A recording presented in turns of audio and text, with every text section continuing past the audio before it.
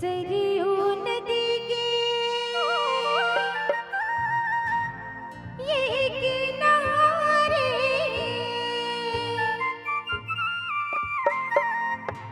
अयोध्या एक नगरी हो,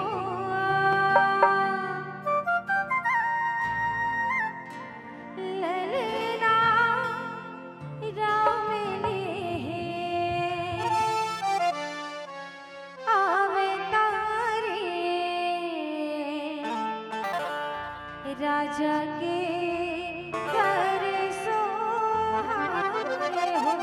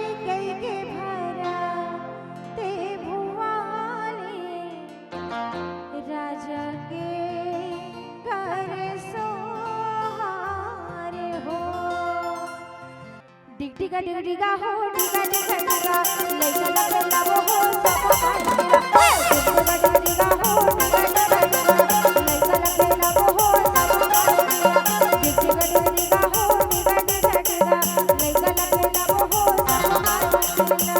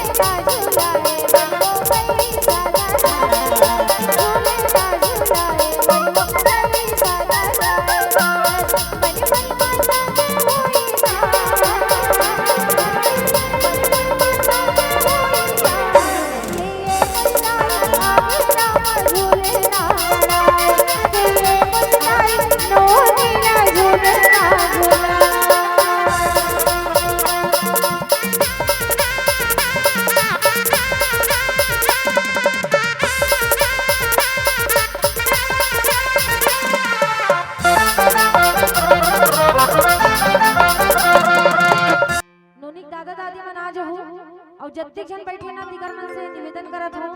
छत्तीसगढ़ी में कहावत है, नी नाचा थे ना तिकर मन बर। एक डर होई खाई ता एक डर होई कुआं, एक डर होई खाई ता एक डर होई कुआं।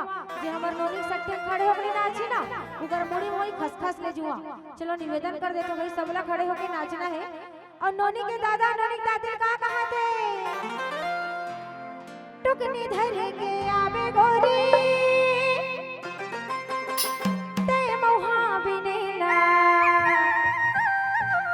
आहो बहाना करके तोरे ले मिलेला। तुम झूम लेबो नाच लेबो, गाबो बस तरिहा।